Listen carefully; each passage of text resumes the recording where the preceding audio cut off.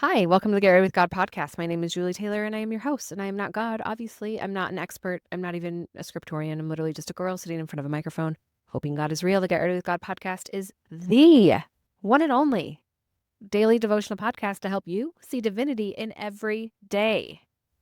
Thank you for being here. It's a beautiful day. It's a beautiful day to save lives. I've been watching Grey's Anatomy. I think that I am addicted to suffering a little bit. And that is a confession that none of you will be surprised by, maybe. But I do think there's like a comfort in suffering, a safety in suffering. I think suffering can sometimes give us purpose.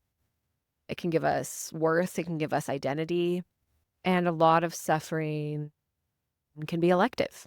We can kind of make it worse for ourselves. And I should only speak for myself. I know that I do this. I mean, I run marathons.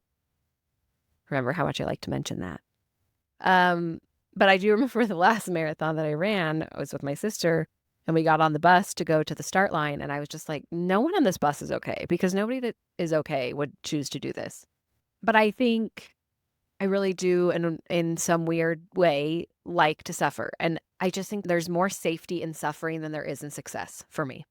It feels like when I'm suffering, there's low expectations. You're already suffering. So how much things can go, like if you're succeeding and things are going well and there's light and hope and whatever, it's higher stakes. There's somewhere to fall. The disappointment is a bigger risk. You can be let down. You can fail. Like it's risky. Success is risky and suffering is safe.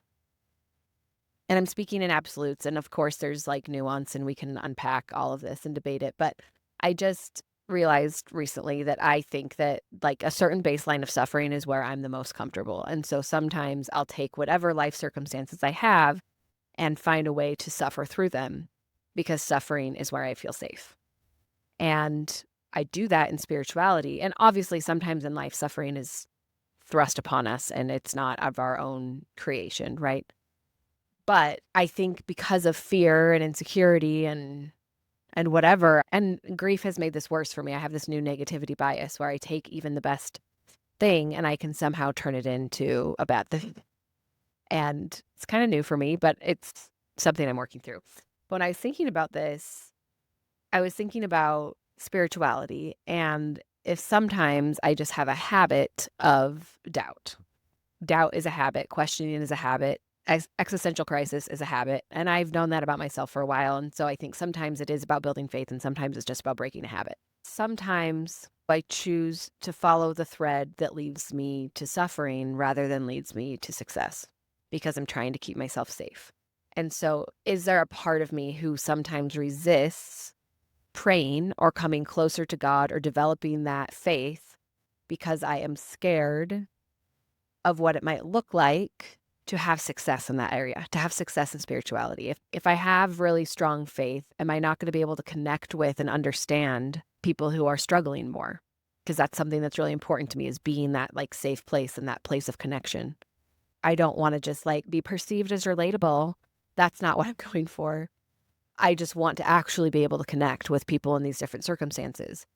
I think there's a part of me, or am I scared of if I pray every day and I really come closer to God and I develop that relationship, what am I going to be asked to do? Because I've been asked to do some crazy things by God before, and I've done all of them. I do everything that I feel really called to do. I do it, and it often asks me to do things that are above my ability or my capacity, and I think I'm tired. And by the way, we do get to take breaks. But I think the last 5 years of my life have been so rigorous. The learning curve has been so steep.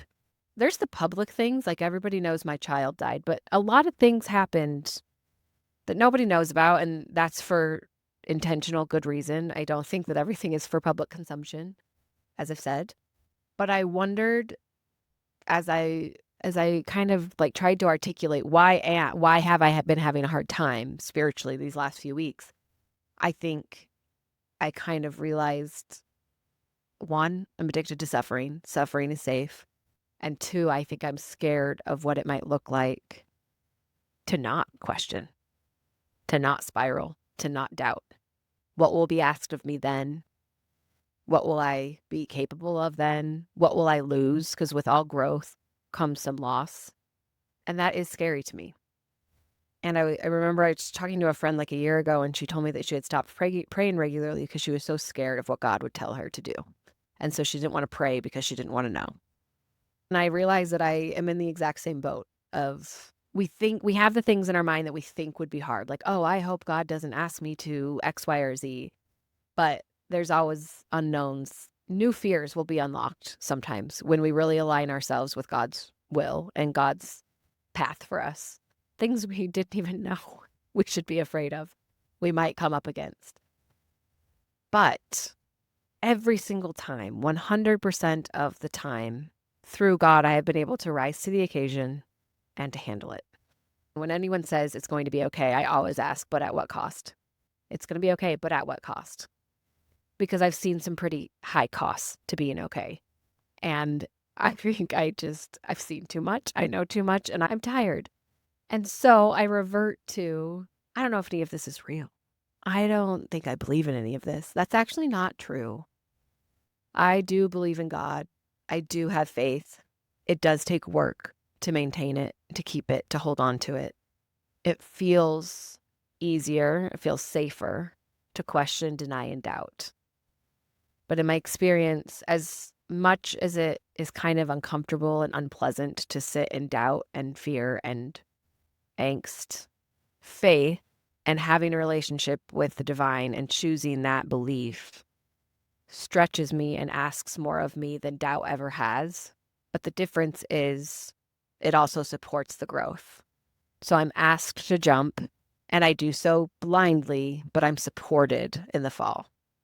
So when you're considering why or why not you might be exploring a relationship with divinity and spirituality, I just invite you to ask yourself what you're scared of, because I think fear keeps us from a lot of things. And when we think we've overcome a lot of fear, we have, but there's always new ones that are unlocked because we're always growing and evolving.